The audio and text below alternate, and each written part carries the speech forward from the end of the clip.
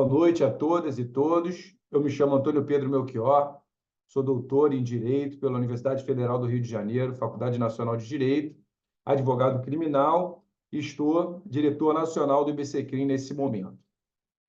Sou professor de Direito Processual Penal, não especificamente de Direito Penal, mas, evidentemente, sou um leitor assíduo da obra do professor Juarez Tavares. Agradeço a oportunidade de estar aqui hoje. Eu sou um homem branco, de barba, uso óculos, tenho cabelo raspado, barbas e cabelos pretos. Eu estou de camisa social branca e gravata lilás com pigmentação rosa. A exposição que me cabe hoje aqui é do capítulo referente aos delitos omissivos próprios e impróprios, da obra do professor Juarez Tavares, Fundamentos da Teoria do Delito. Eu estou com a primeira edição, embora não haja acréscimos nas edições, o item que eu pretendo abordar na aula de hoje está localizado na página 402 em diante. A 402, mais precisamente, a página 412. Eu convido a vocês a acompanharem, lerem, evidentemente, esse capítulo, sendo certo que essa exposição ela nada mais é do que uma síntese das próprias ideias do professor Juarez Tavares, que nós, professores criminalistas, temos a honra de expor a vocês. Então, eu não tenho a pretensão aqui, é importante dizer isso, de acrescentar outras informações à obra do professor Juarez Tavares. A minha única pretensão realmente é a de expor os ensinamentos que o professor Juarez Tavares traz neste livro. É uma honra, como eu disse, para mim, participar de qualquer projeto que envolva Juarez Tavares, seguramente o maior penalista vivo da história do Brasil e um dos maiores que já se produziu na cultura jurídica nacional. Bem, o primeiro item é os delitos omissivos próprios e impróprios. O tipo de delitos omissivos próprios, como inaugura o professor Juarez Tavares, ele é composto por a omissão a um dever de agir e uma situação típica. É muito importante ter em mente, como coloca o professor Juarez Tavares, que não existe uma omissão genérica de agir. A omissão ela deve implicar na violação de um dever determinado. Já a situação típica retrata as circunstâncias que justificam a imposição desse dever de agir. Então, por exemplo, no crime de omissão de socorro, previsto no artigo 135 do Código Penal, a omissão determinada na lei consiste em deixar de prestar assistência ou não pedir socorro a uma autoridade. Já a situação típica, ou seja, as circunstâncias que justificam a imposição desse dever, se expressam aí na existência de uma criança abandonada, extraviada, ou de uma pessoa inválida ou ferida, que se encontra em desamparo ou em grave e eminente perigo.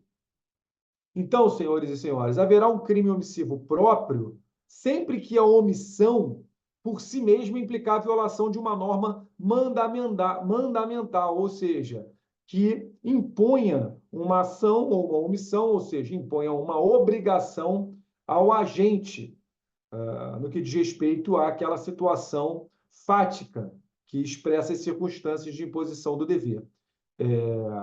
Essa omissão ela precisa estar determinada em lei, né? E consiste, portanto, em uma determinação de um dever específico, determinado, e não de uma omissão genérica. Isso é muito importante, o professor Juarez Tavares bate nisso em mais de um momento. O tipo dos delitos omissivos impróprios se compõe, vamos lá, da descrição de uma conduta originalmente comissiva, por exemplo, matar alguém, e aí ele vai trabalhar muito claramente com a necessidade de equivalência da omissão à ação. Então, a gente tem uma conduta originariamente comissiva, a posição de garantidor do sujeito, falaremos disso, o dever de impedir o resultado, a omissão de uma ação impeditiva deste resultado, a causalidade e, como eu mencionei, a equivalência da omissão à ação. Haverá crime omissivo impróprio quando a omissão impedir o resultado, a omissão de impedir o resultado viole, como eu coloquei, uma norma mandamental. Mas não basta apenas que a omissão viole esse tipo de norma determinativa. É necessário, como ressaltado, que a omissão possa se equiparar à ação, porque o resultado em si ele está vinculado a uma norma proibitiva.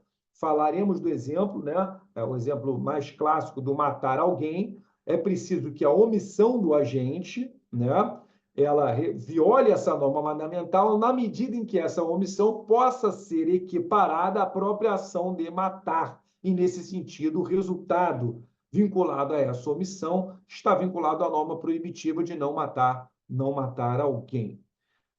O professor Juarez Tavares salienta a respeito da distinção entre os crimes omissivos próprios e impróprios, que o critério mais adequado não é exatamente partir dos aspectos subjetivos relativos à qualidade do agente. Então, o que o professor Juarez Tavares vai propor aqui? Na omissão própria, essa omissão em si mesma importa na violação de uma norma mandamental. Preste socorro. Prestar socorro. Na omissão imprópria, a violação dessa norma mandamental se faz por meio de uma infração a uma norma proibitiva, não matar, cujo resultado decorre da equivalente de uma omissão equiparável à ação. Então, vejam bem, na omissão própria, a omissão em si mesmo viola a norma mandamental, prestar socorro. Na omissão imprópria, a violação da norma mandamental se faz por meio de uma infração a uma norma proibitiva, não matar, cujo resultado acaba decorrendo de uma omissão equiparável à ação.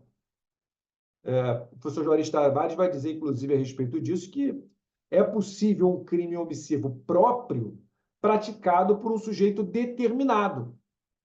Por isso que não é bom focar exatamente no aspecto subjetivo. É a hipótese do delito de omissão de notificação de doença.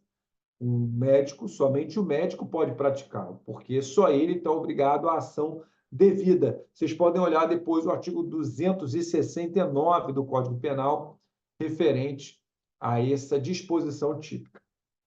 Por outro lado, a gente tem um crime de facilitação de contrabando ou descaminho, em que existe a imposição de impedir o resultado aos agentes alfandegários. O professor Juarez Tavares vai dar esse exemplo. Então, vejam, se da omissão resulta a liberação da mercadoria, ou seja, se a omissão pode ser equiparada à própria ação de facilitar o contrabando ou descaminho, estamos diante de um delito omissivo impróprio. Então, não se trata aqui, para o agente alfandegário, de violar um dever geral de assistência, mas da violação a um dever específico de impedir o resultado. Que resultado? Evitar a facilitação do contrabando ou descaminho, que é o que ocorre com a omissão das ações devidas para impedir esse resultado. Então, há uma equivalência entre a omissão e a ação que resulta na violação de uma norma proibitiva. Bem, como todos sabem, o dever de garantidor ele está fixado no Código Penal, mais precisamente no artigo 13, parágrafo 2º. Como dispõe a lei, será garantidor quem tenha por lei a obrigação de cuidado, proteção ou vigilância, quem, de outra forma, assumiu a responsabilidade de impedir esse resultado, quem, com seu comportamento anterior, criou o risco da ocorrência desse resultado. O professor Juarez Tavares faz algumas ponderações a respeito desses elementos, por assim dizer, a respeito do dever do garantidor e da posição do garantidor no Código Penal. Então, vejam, no que diz respeito a esse primeiro aspecto, né? Aquele que tenha por lei a obrigação de cuidado, proteção ou vigilância, o professor Juarez Tavares vai dizer que essa obrigação deve estar prevista na lei em sentido estrito. E essa é uma observação muito importante, porque traz à tona a relevância do artigo 5º, inciso 2 da Constituição, segundo o qual ninguém está obrigado a fazer ou deixar de fazer alguma coisa, senão em virtude de lei. Portanto, não é possível impor obrigação de cuidado, proteção ou vigilância a uma pessoa em razão de qualquer outra fonte que não seja a lei, por força do princípio da legalidade, inscrito no artigo 5º, inciso 2 da Constituição da República. Bem, o outro aspecto da posição do garantidor, segundo o artigo 13, parágrafo 2º, é aquele que, de outra forma, assumiu a responsabilidade de impedir o resultado. Aqui, o professor Juarez Tavares vai dizer que você pode assumir uma responsabilidade de impedir o resultado, seja por um contrato ou por uma situação fática de aceitação. O que é imprescindível na hipótese? Que o agente conheça a situação fática, evidentemente, conheça esse contrato, conheça a própria situação que leva à assunção de responsabilidade presente no momento, especialmente aceite de forma expressa o dever de impedir o resultado. Isso é muito importante, especialmente nas discussões envolvendo a responsabilidade, ou melhor, a atribuição de posição de garantidor a pessoas que ocupam cargo de supervisão em empresas, para dar um exemplo. Mas também podem ser outros cargos em qualquer área, seja no setor público ou privado. O que importa aqui é perceber que o simples exercício do cargo de supervisão ele não pode transformar automaticamente uma pessoa num garantidor, muito menos o submete a um dever geral de assistência, que, como insiste o professor Juarez Tavares, só pode ser imposto por lei. Certo? O outro detalhe é que a condição de garantidor, ela, de maneira alguma, pode se presumir em razão de um exercício de uma atividade ou posição. Ele reitera com muita clareza que é imprescindível a aceitação expressa do dever de evitar a ocorrência de um resultado. Então, além de ser uma conduta omissiva que possa ser equiparável a uma ação, é necessário, no que diz respeito a tal assunção de responsabilidade, que a pessoa conheça o contrato ou a situação fática e aceite-a expressamente, admitindo o dever de evitar a ocorrência do resultado. No que diz respeito à ingerência, né, que está expressa na fórmula segundo o qual assume a posição de garantidor quem, com seu comportamento anterior, criou o risco da ocorrência do resultado, o professor Juarez Tavares vai dizer o seguinte: olha, não basta a existência de um comportamento anterior do agente, capaz de produzir um risco de ocorrência do resultado.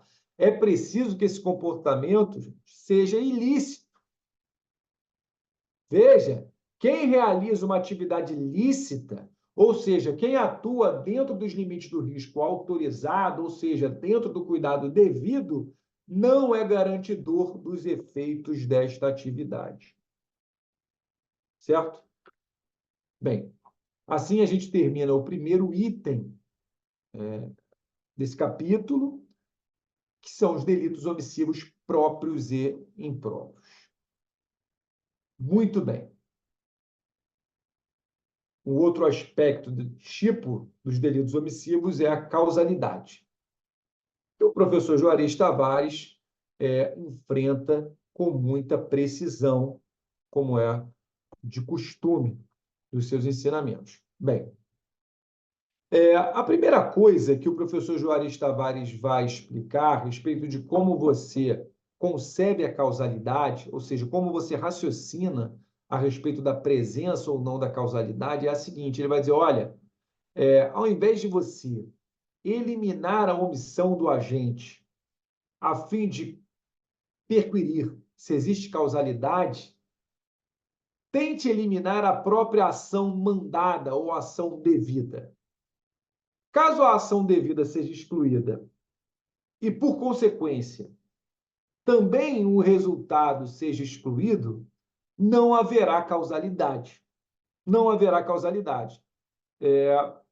Bem, além disso, é indispensável que a própria omissão tenha a qualidade de produzir os mesmos efeitos da ação. Você veja que essa é uma questão que o professor Juarez Tavares sempre volta. né? A omissão relevante é aquela equiparável à ação. Mas no que diz respeito à causalidade, a questão gira em torno, portanto, do conceito de ação devida. O que é essa ação mandada ou ação devida, gente?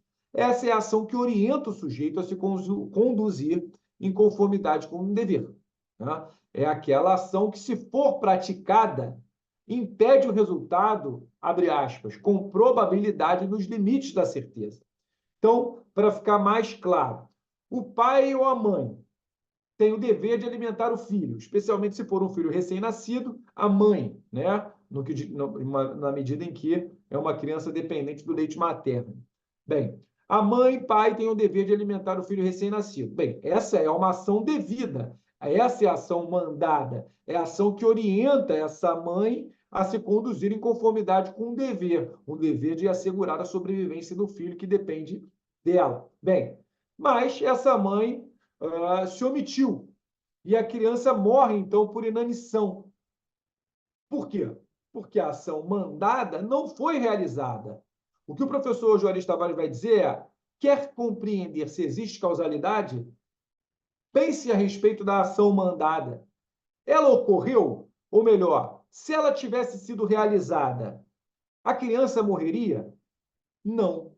Opa, então quer dizer que essa omissão relevante, equiparável à ação, tem relação de causalidade com o resultado.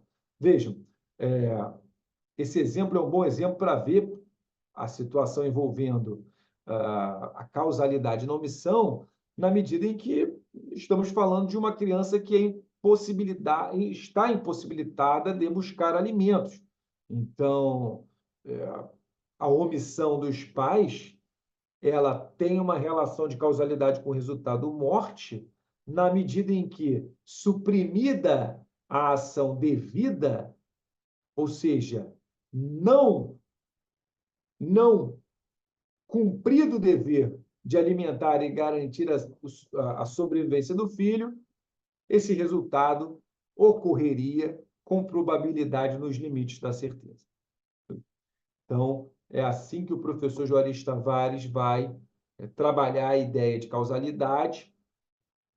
E aqui eu gostaria de sublinhar, portanto, o conceito de ação mandada, ação devida, e a maneira com que ele nos expõe a necessidade de compreender ou raciocinar a existência ou não de causalidade entre a omissão e o resultado.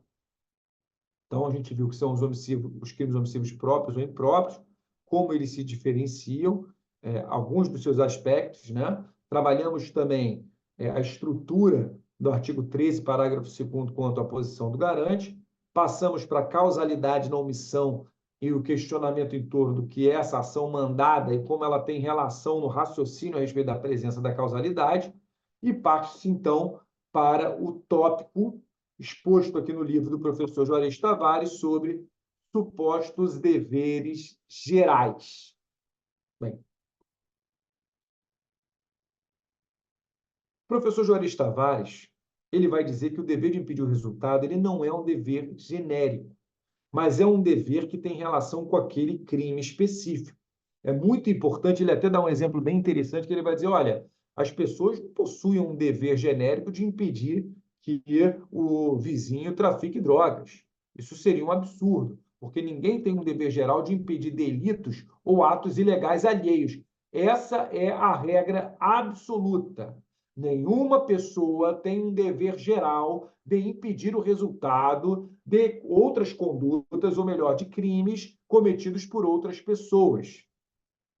Essa não é uma obrigação que se impõe às pessoas em geral. Por quê? Impedir o resultado não é um dever genérico, é um dever específico. Pois bem,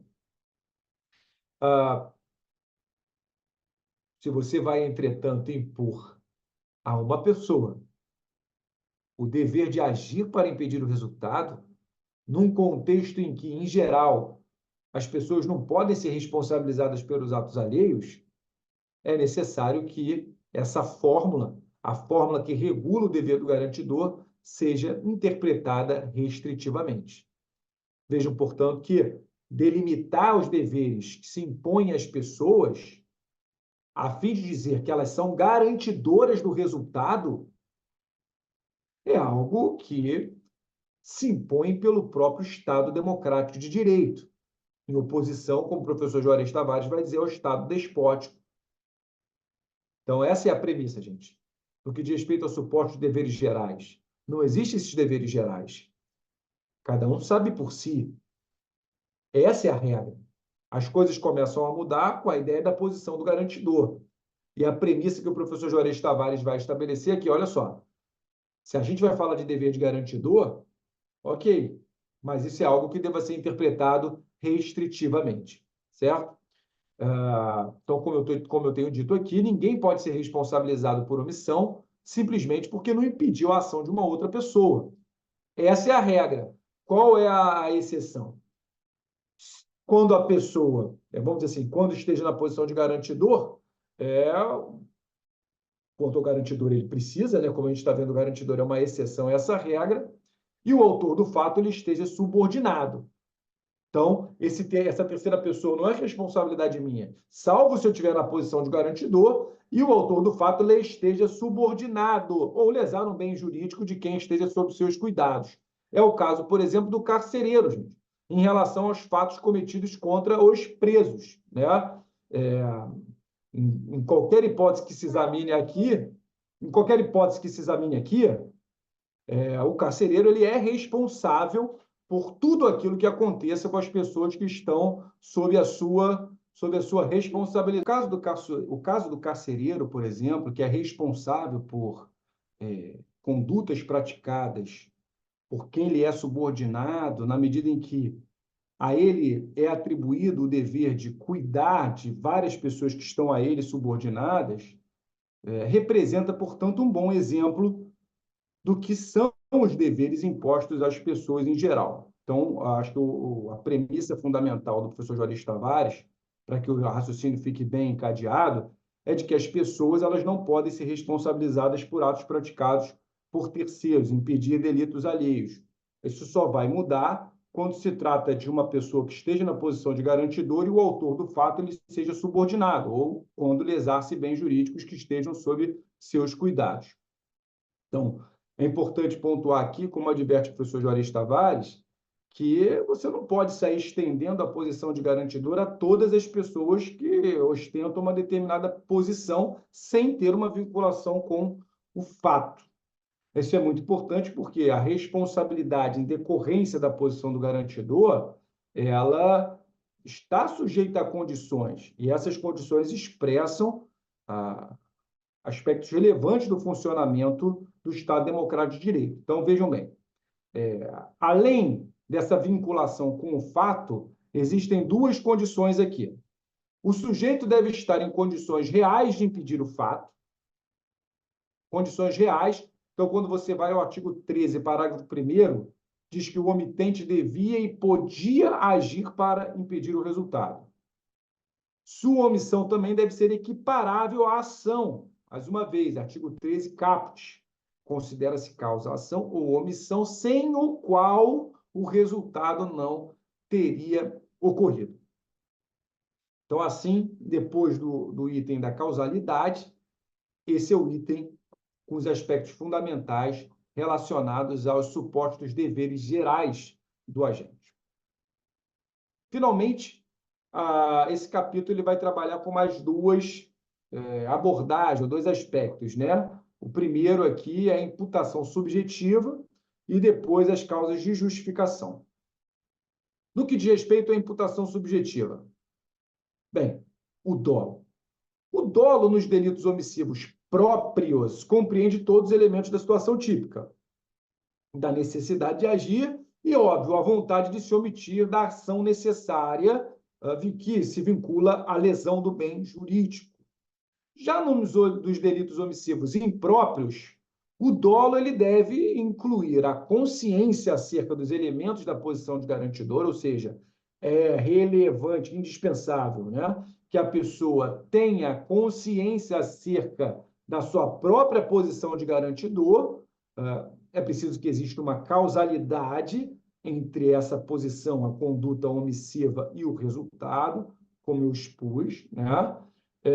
Mais uma vez, é necessário que as condições fáticas apontem para a equiparação da omissão à ação E, finalmente, para dizer que existe dolo num crime omissivo impróprio, é necessário que se demonstre a vontade do agente de não impedir o resultado. O agente deve conhecer que está na posição de garantidor. E esse é o exemplo mais clássico do pai em relação ao seu filho. Veja, é preciso que o sujeito saiba que é o seu próprio filho que está em perigo. Então, a partir do qual ele tem condição de compreender que deve realizar uma ação necessária para impedir o resultado, com probabilidade nos limites da certeza. Então, vejam que você só consegue conceber a própria ação devida na medida em que tem certa consciência de que está na posição de garantidor. Que como a regra não é que as pessoas não são responsabilizáveis por atos, delitos de terceiros, essa é a regra, para que você compreenda a existência de uma ação devida, muito provavelmente é necessário que você também tenha consciência da sua posição de garantidor. E, óbvio, não basta isso. É preciso que essa ação devida para impedir o resultado seja realmente uma ação com probabilidade, nos limites da certeza, de impedi-lo. Porque somente nessas condições a omissão pode ser equiparável à ação. Uma coisa que eu acho muito importante que o professor Juarez Tavares vai dizer é que a estrutura dos tipos omissivos dolosos e impróprios não comporta o dolo eventual. Vejam, se o agente deve saber que agindo impedirá o resultado com probabilidade nos limites da certeza, ele não pode atuar com dúvida quanto a essa determinação. Mais uma vez, se existe uma dúvida e essa dúvida está vinculada à incerteza de um resultado, poxa, a norma mandamental ela não está preenchida. No máximo, essa situação pode conduzir a um crime culposo. O sujeito tem que conhecer a posição de garantidor. No exemplo, é preciso saber que ele saiba que é pai daquele que está em perigo. Além disso, ele tem que conceber a ideia de que realizar a ação devida é indispensável para que o resultado não ocorra. E não ocorra com probabilidade nos limites da certeza. Gente, só assim a omissão pode ser equiparável à ação. Se há dúvida, ou seja, se há incerteza quanto à produção do resultado no que diz respeito à ação devida, então, realmente, a gente não está no campo da imputação subjetiva do dolo, mas, no máximo, no campo da culpa. E, para encerrar a minha contribuição à aula da obra do professor Juarez Tavares, vem as causas de justificação. Bem, aqui é uma discussão um pouco mais, vamos dizer assim, fina a respeito de onde situar as causas de justificação nos tipos omissivos. O que o professor Juarez Tavares vai dizer é que as situações relacionadas ao dever de agir, a posição de garantidor e a possibilidade de realização da ação devida, elas devem ser confrontadas com a ordem jurídica como um todo, ou seja, em sua totalidade, não apenas em face de uma norma penal específica. Quando ele diz que deve confrontar com a ordem jurídica em sua totalidade, ele está falando que existem deveres, inclusive extrapenais, que podem comparecer para determinar o que seria uma ação devida, portanto, uma ação cuja omissão possa ser equiparável a ela, que é a questão fundamental no que diz respeito à relevância de uma omissão, até mesmo para a causalidade.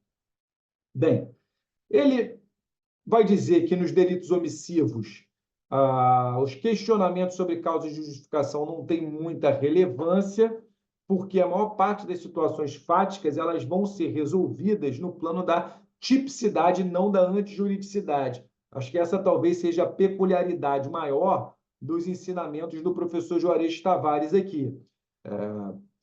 Ele vai colocar que, na prática, no que diz respeito aos delitos omissivos, as coisas vão se resolver nesse plano da antinormatividade, da atipicidade. Não é necessário uma nova valoração do fato para compreender e individualizar a situação justificativa. Essa tarefa ela pode ser antecipada para o próprio momento da ação, no que diz respeito à configuração típica da conduta. Então, o que ele vai falar a respeito disso? Bem, nos delitos omissivos, somente em situações muito particulares, particularíssimas, a avaliação de uma causa de justificação vai ser feita no campo da ilicitude ou da antijuridicidade. Que situações são essas? São as que demandam a definição dos limites do dever de atuação. Elas incidem especialmente em dois casos, na colisão de deveres e no estado de necessidade. Então, vamos lá. Causas de justificação normalmente excluem a ilicitude. O que o professor Juarez Tavares vai dizer é que nos delitos omissivos isso pode ser antecipado na análise do próprio tipo, da própria tipicidade. As situações muito particulares em que a gente vai pensar a causa de justificação no âmbito da ilicitude, basicamente são duas, né? São as que retratam as hipóteses de colisão de deveres e no estado de necessidade com algumas peculiaridades. E quando haverá uma colisão particularíssima de deveres, né? Isso ocorre, gente, no ensinamento do professor Juarez Tavares, quando o sujeito ele não pode cumprir um dever sem descumprir outro. Então, veja, o que é indispensável aqui é que ambos os deveres digam respeito à obrigatoriedade de ações necessárias. Ambas as ações são necessárias. Os dois deveres desdobram-se na necessidade de realizar obrigatoriamente ações necessárias nos dois planos. Então, o professor Juarez Tavares vai dar o exemplo do pai que não pode, ao mesmo tempo, salvar dois filhos. Então, resolve salvar apenas um desses filhos. Se você tem dois filhos e, numa situação, se vê na iminência, né, de ter que salvar apenas um deles, ele vai dizer, olha, isso aí já é matéria da antijuridicidade, não é para antecipar, porque envolve um fato em face da totalidade do ordenamento jurídico. Você analisa esse caso com base em, como eu disse, preceitos de outros ramos do direito, né, que acabam auxiliando ou servindo a configuração da própria posição de garantidor. Fora dessas situações, a colisão de deveres ela vai ser resolvida no âmbito da tipicidade, mais especificamente no âmbito da impossibilidade de agir. Então, ele vai dar, seguindo mais ou menos a mesma lógica aqui, né? Você tem um sujeito, mas tem dois estranhos a serem salvos, né? Mas se os dois demandam ações necessárias simultâneas. E o agente não tem como fazer isso. Se o agente não tem como promover duas ações necessárias ao mesmo tempo para impedir a produção do resultado, acho que a situação vai se resolver no âmbito da impossibilidade de agir e não no estado de necessidade justificante. E como a gente sabe, a impossibilidade de agir aqui é um elemento do tipo omissivo. É ele que vai resolver o problema, e não a colisão justificante de deveres. Bem, essa hipótese, né, nesta hipótese, a matéria ela não demanda confrontar a situação do agente com a totalidade do ordenamento jurídico, mas uma norma específica, que é a omissão de socorro. Então, só existe omissão de socorro se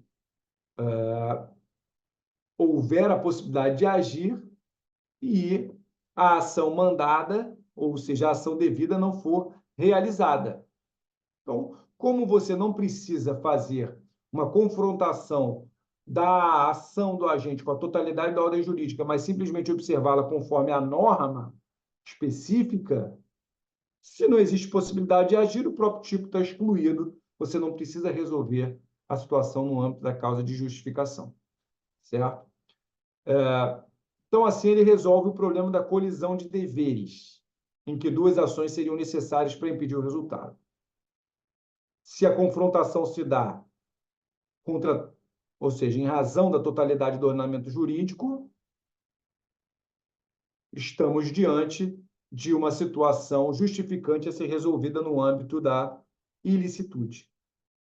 Mas se a matéria não exige uma confrontação da situação do agente com a totalidade da ordem jurídica, mas é uma norma específica, como, por exemplo, a omissão de socorro, se não houver condições de exercer uma das ações necessárias para salvar o estranho, então não há possibilidade de agir, não há tipicidade do crime de omissão de socorro. E, finalmente, no que diz respeito ao estado de necessidade, quando que ocorre, gente? Ocorre quando o omitente, caso cumpra o dever, acaba colocando em perigo o seu próprio bem jurídico ou de terceiro. Mas esse terceiro não tem nada a ver com o dever que se impõe a esse agente. Então, o que o professor Juarez Tavares vai colocar aqui? Olha, a gente não está falando de colisão de deveres propriamente dita, mas a atuação no próprio favor do agente ou de uma outra pessoa.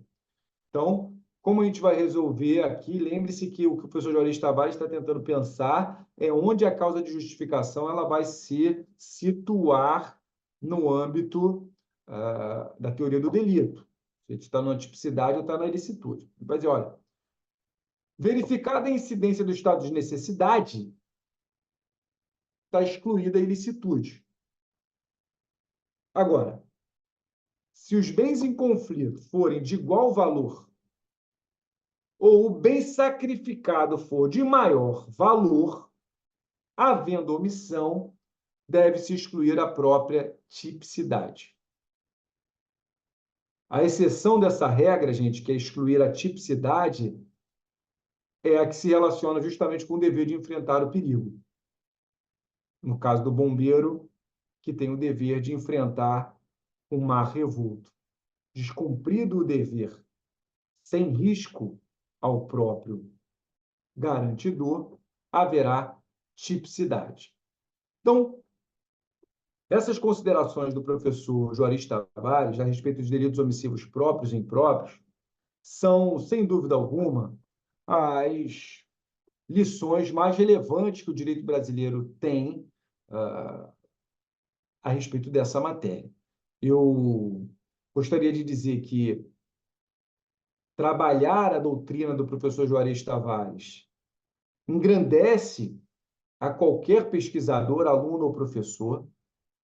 Se trata aqui dos fundamentos da teoria do delito, que evidentemente não é uma ciência jurídica apenas brasileira, mas que ajuda a resolver problemas dogmáticos de alta relevância, e especialmente no momento em que a lei parece não exercer uma posição forte de contenção ao poder punitivo, recuperar os ensinamentos do professor Juarez Tavares nesse livro passa a ser, então, indispensável para a atuação, seja dos professores ou dos próprios atores jurídicos, numa matéria que, como sabemos nós, é uma matéria que não é fácil, mas que precisa ser enfrentado para o funcionamento adequado do sistema de justiça criminal brasileiro. Então, essas são as considerações que eu gostaria de fazer a respeito desse capítulo e, mais uma vez, agradeço pela oportunidade de estar trabalhando, conversando e trazendo, na verdade, as colocações do professor Juarez Tavares. É isso, muito obrigado a todos e todas. Juarez Tavares é um grande amigo. Sobretudo, ele é genial. Tudo que ele escreve é bom e todo mundo devia prestar atenção nisso. Porque o Brasil, o que precisa fazer é ter orgulho dele. Viva Juarez!